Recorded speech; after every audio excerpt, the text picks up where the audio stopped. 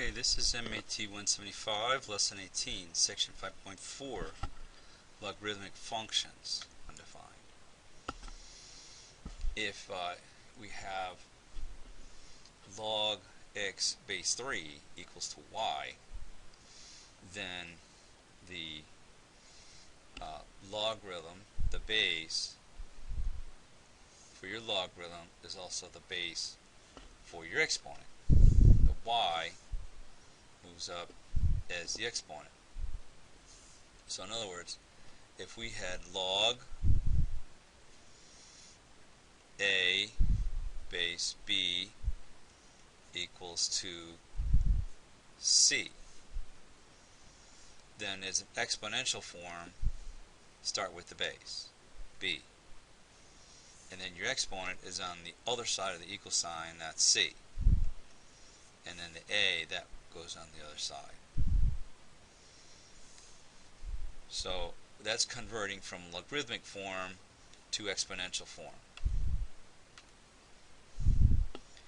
Here we have another example. The base 3 is also the base for your exponent. Base for your logarithm is also the base for your exponent. The 4 that's on the other side of the equal sign of your logarithm is now your exponent for the 3. And then the 81, that goes on the other side. So what happens here is you're focusing on your base here and here, and then the 81 and the 4 switch places on the other switch places in reference to the equal sign. Here we have log 1/5 base 5 equals to -1. The base 5 is the base for your exponent. The -1 becomes the exponent for the base, and then 1/5 that moves to the other side of the equal sign. Okay, change exponential statements to logarithmic statements. Alright, so here you've got, here we have 1.2 to the third power equals to m. That's exponential form. So we want it in logarithmic form. So we're going to put here log, we're going to put an equal sign here. Okay, what is your base for your logarithm? Your base, and you always want to start with your base. Well, if the base for your exponent is 1.2, then the base for your logarithm is 1.2. And it's always what's called subscript. It's below, it's not up here where the logarithm is, it's below. Like if you're looking at this as a line on a page, I really almost don't want to do that because then it looks like numerator and denominator, but it's not that way. Okay, the m, that becomes your, so this would be log m base 1.2 equals to, and then the 3, that's going to move to the other side of the equal sign. So the m, it's like the m and the 3 switch places in terms of what side of the equal sign it is in reference to your base. Okay, so that's A. Alright, so let's look at B. Okay, if we have e to the b power equals to 9, okay, that's exponential form. So we want that in logarithmic form. Put it in here, log, and we have our equal sign. Now what's going to go in here? Let's start with the base. What goes in there for your base? Well, if your base for your exponent is e, then your base for your logarithm also is e. So now the 9 and the b switch places. So the 9 goes on the other side of the equal sign of the e, and the b, that's going to be on the same side as the e. No, that's wrong. Alright, we have e to the b power equals to 9. And we want to go from exponential form to logarithmic form. So we put in here log. Alright, and so the base for your exponent is also your base for your logarithm. And so now the e and the b rather and the 9 are going to switch places. So now the b was on the e side, now that's on the other side of the equal sign. The 9 was on the opposite side of the equal sign of the e, now that's going to be on the same side along with the logarithm. So the 9 and the b switch places.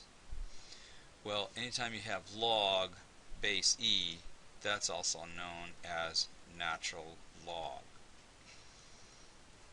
Log base e is also known as natural log, so we could also write this as natural log 9 equals to b.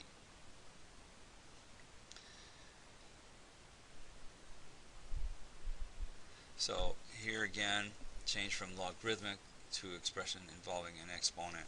So here we have an exponent. Again, your base is going to be a. The 5 switch places with the 4 in reference to a. Now 5 is an exponent for base a. And then the 4 that moves to the other side of the equal sign. Here, log b base e.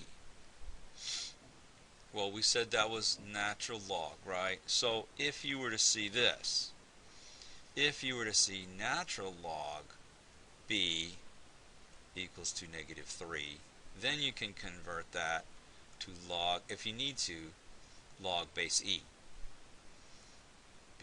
So that'd be log b base e equals to -3. And so that's what we have here. But they didn't start off that way. But you may see it where it has natural log b equals -3. And so you can convert that to log b base e from natural log. And so now the e is your base for your logarithm. Now it's going to be your base for your exponent. That's what we have here. The -3, that moves up as an exponent, and the b moves to the other side of the equal sign. Okay. Now, logarithms, properties of logarithms.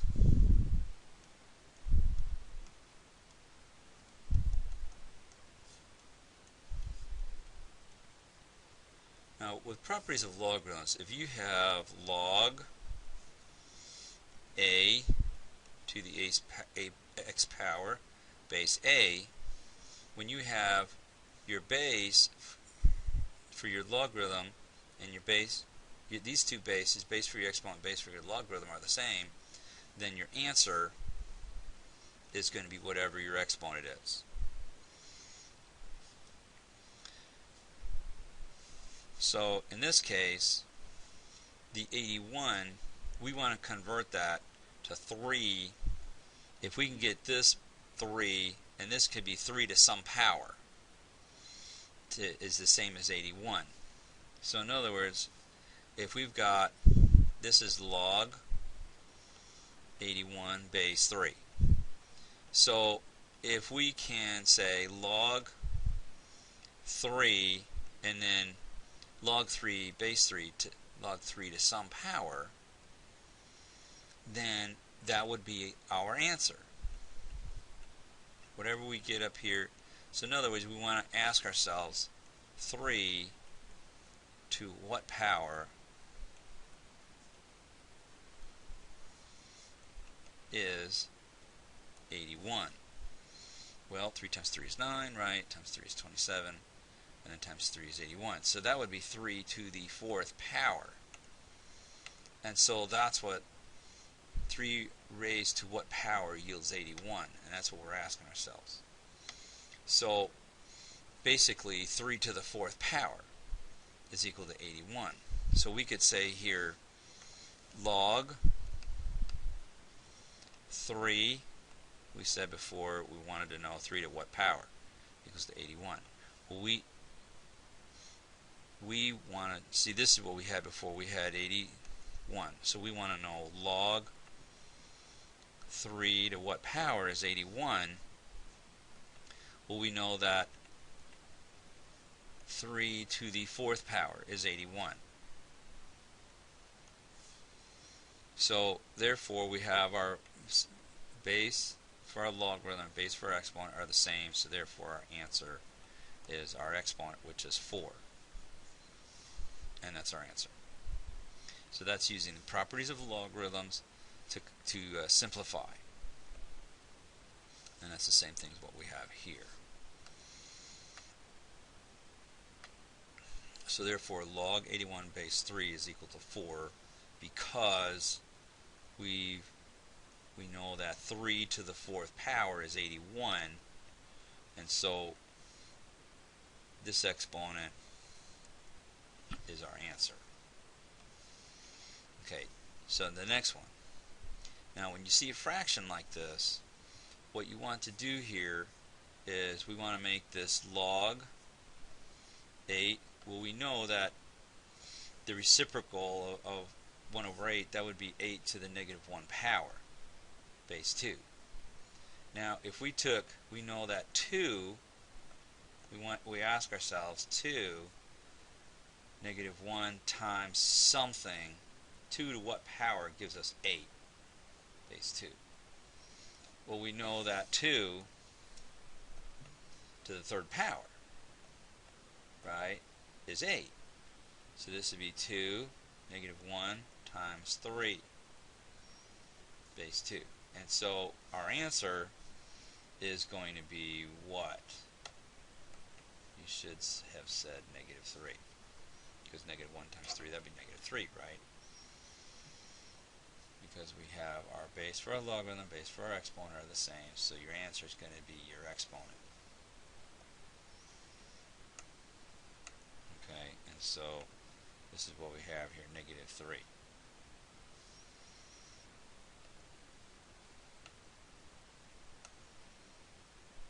Okay. The domain of the logarithm equals to the range of the exponential function, and that because the logarithms and our exponents are inverses of each other, what is the domain for our exponent is going to be the range for our logarithm. Whatever our range for our exponent is going to be the domain for our logarithm, because they're inverses of each other. Okay, now for graphing. You have f of x is log x base a. The domain is a set of all positive real numbers. The range is a set of all real numbers. So the x-intercept of the graph is 1, and there is no y-intercept. Okay, so this is a parent graph. In this case, we have natural log, and we have f of x is equal to negative natural log x minus 2. Now, if we were to look at something that is familiar to us, like, for example, y equals to, again, x squared. Okay, we know that opens up. So if we have y equals to a negative x squared, we know that opens down. So if we have y equals to negative parentheses x minus 2 close parentheses squared, we know our parabola opens down, but it also shifts inside the parentheses. It's going to shift which way? You should have said to the right 2 spaces. It's going to open down, and it's going to shift to the right 2 spaces. So that's what's going to happen here with our logarithm. Is we're going to start with our parent graph of y. In this case, we're using y equals to natural log x, where our intercept starts off at instead of our y-intercept being at 1, now our x-intercept is at 1, x at 1, 0. And this will get closer and closer and closer to the vertical asymptote, but it'll never get to it. Never does touch it. And this will continue to increase at a slower rate than x increases. Okay, so now what we want to do is we want to determine, well, what does y equal to negative natural log x look like? Well, in this case, this is going to flip. What, instead of going down in negative infinity as y goes to negative infinity, now it's going to go up. It's still going to cross at 1, but now it's going up in positive, towards positive infinity. You still have your vertical asymptote at x equals 0, and then see here how it kind of comes across and over. Now this will come down. So what was going down is now going up. What was going up is now going down. Alright, and so now you want y equals to negative natural log x minus 2. So this x minus 2, that's going to make this graph shift to the right. Shift right 2 spaces. And the easiest way to do this is to start with the asymptote. And so instead of x equals 0, now it's going to move 1, 2 spaces. So your asymptote is now at x equals to 2, because everything shifts to the right 2 spaces. So now instead of your x-intercept being at 1, now it's at 3. So it's getting closer and closer and closer to the vertical asymptote like before, and this comes over and across like that, where your x-intercept is right here at 3. So just like with your exponential growth or decay being 1 space away from the asymptote, with logarithms your space is always going to be, for the graphs that we're working with, from the vertical asymptote to the x-intercept is also 1 space in between the asymptote and the intercept. Okay, and so that's our graph. Okay, so this shows exponential growth, y equals to 10 to the x power, where this would be 110, right? And then here this is log x. Now when you see just log like that, that automatically means base 10. So just like with x, we normally don't write 1x to the first. It's implied that 1x to the first is just x. We know that x is 1x to the first. Well, logarithms, when you see just log x like that, no base, that's automatically base 10. Okay? Alright. Find the domain of the logarithmic function. Graph. And then find the graph, determine the range and vertical asymptote of f. Alright, so this 3 here, that gets into that vertical stretching, but we're not really as concerned about that as much as how this shifted. So this would be log x minus 1, base what? That should be base 10. You should have said base 10. Okay, find the domain. Okay, well, how do we find the domain? We set that x minus 1 to greater than 0, right? So x has got to be greater than 1. Alright, and so that would be open at 1 to infinity. And so we know that this is going to be, because what happens here is this graph is going to shift, right? Which way is that going to shift? You should have said it's going to shift to the right 1 space, because again, if you're looking at y equals to x squared, this would be similar to y equals to x minus 1 parentheses squared like that, where x minus 1 parentheses squared also shifts 1 place to the right, so the vertex is now at 1, 0. Okay, so that means that here your start with the vertical asymptote. Where's that going to be at now? Instead of x equals 0, that's going to be where? You should have said x equals to 1. So here's your vertical asymptote at x equals 1, and you want to write it as an equation.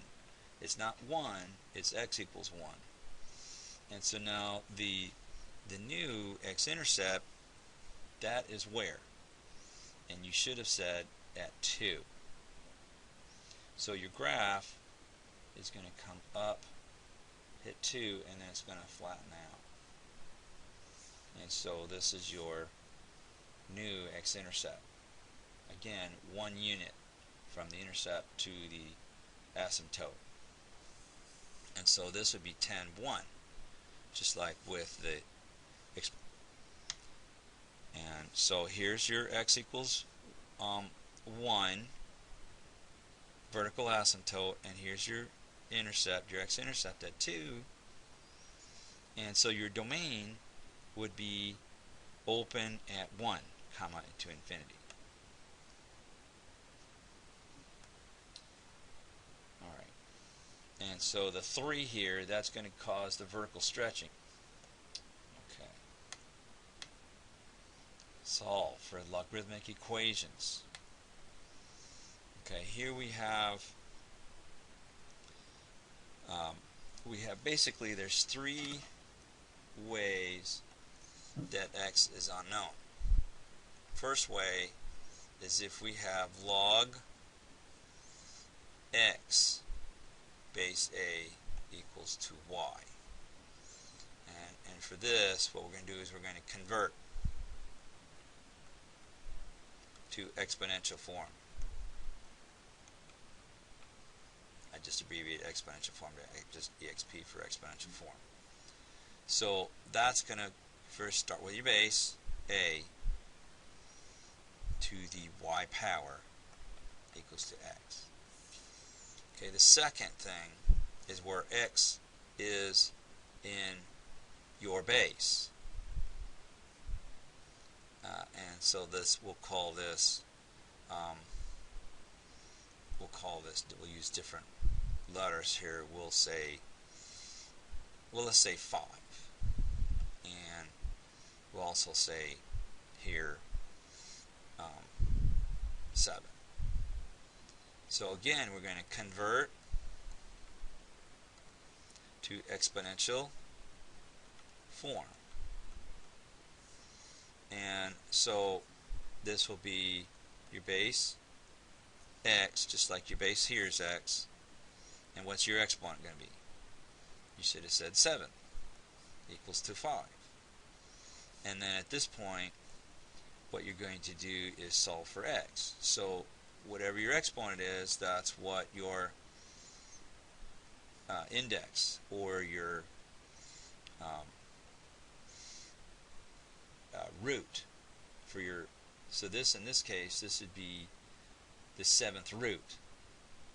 And so the root and your exponent cancel out, and you get x equals to the 7th root of 5. Alright, and then the third one is where you have log a to the a power, and that's to some base, let's say b equals to x. And in this case, we're going to use property of logarithms. In other words, log a to, let's say, the c power, base a, is going to be equal to whatever your exponent is. So in this case, this would be, since the a, your base for your logarithm and base for your exponent are the same, then this would be b x equals to b. Alright, so let's take a look at our problem here. X, that would be like where you have log x base 2. So in this case, what we're going to do is we're going to convert we've got log 2x plus 1 base 2 equals to 3. So we're going to convert that to an exponential form. So our base, that's going to be, you should have said 2. And so now, what's your exponent for 2? You should have said 3 equals to, and then the 2x plus 1, that goes on the other side of the equal sign. Well, we know that 2 to the third power, that's 8. And so that'll be 8 equals to 2x plus 1. And then we apply minus 1, and we get 7 equals to 2x, and divide by 2, and we get x equals to 7 over 2. And that's our answer.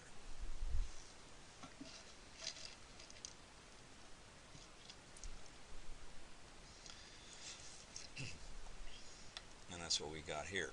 Okay, so and then to check it, we plug this back in for x.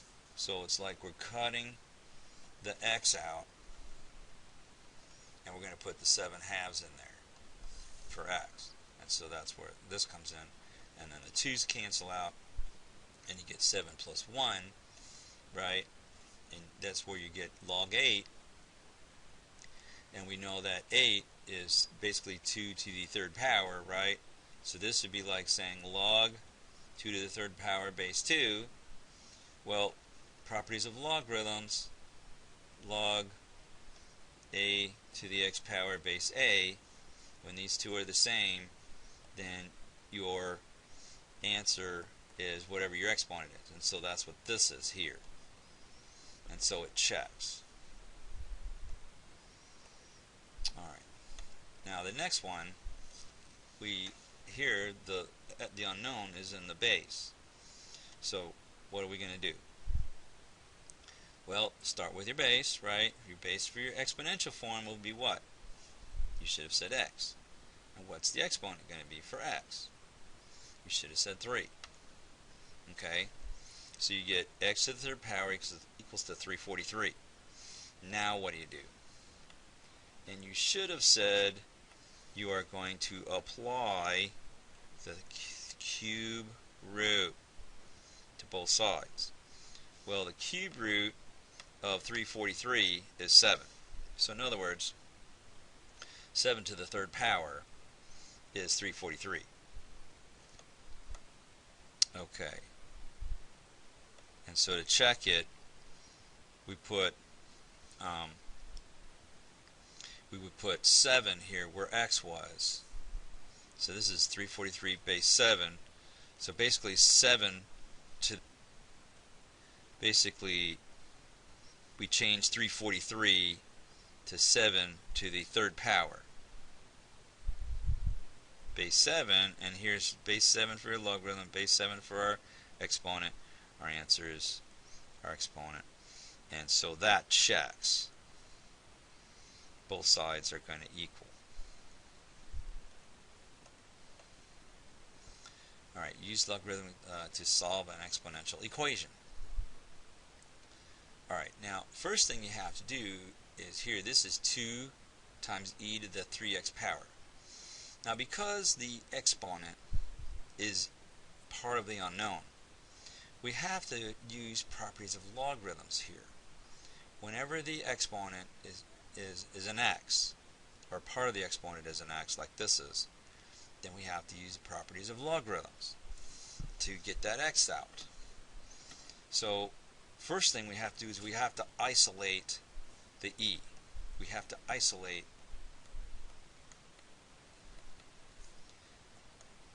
the base of the exponent. So in this case we would have to divide by 2. And so we would get e to the 3x power equals to 3. And we want to give ourselves some room here. Alright, and now in this case what we can do is we can go ahead and convert to logarithmic form. So as a logarithm, this would be log. Well, first of all, what's our base? Well, if our base for our exponent is e, right, then this will be our base for our logarithm is e. And then what goes here? Well, the 3 and the 3x switch places, right? So this will be 3. And this will be 3x here. And so in this case, from here, we can calculate. So log 3 base e, that's the same as natural log 3 equals to 3x. So on our calculator, we go to our calculator and we put in natural log 3 on the calculator. And that comes out to be 1.0986, 1.0986, dot, dot, dot, dot, it goes on and on, equals to 3x. And now what we do is we divide both sides by 3. We isolate that x. And so now we just hit divided by 3. And we get 0.3, we get 0.36620 4, and it goes on and on and on and on. Alright, so we can round. Now if we want to round that, let's say we want to round it to 4 decimal places, we would go 1, 2, 3, 4, draw a line, look at the next number. So this would be approximately equal to 0.3662. Okay, and that's our answer. Alright. Okay, now with logarithms, so usually what you see, we converted. Here we divided both sides by 2. We had to isolate the exponent, and then we converted from exponential form to logarithmic form. So this would be log 3 base e. We could change base e to log base e to natural log. And then what they do is they went ahead and divided the 3. Well, the problem with doing it like this is when you're applying it in the calculator, you have to make sure you close the parentheses, because if you don't, what happens is the calculator sees this as 3 divided by 3, and so what it ends up calculating is natural log 1. So you have to make sure that you close the parentheses here. Well, that's why when I did it, I went and did it where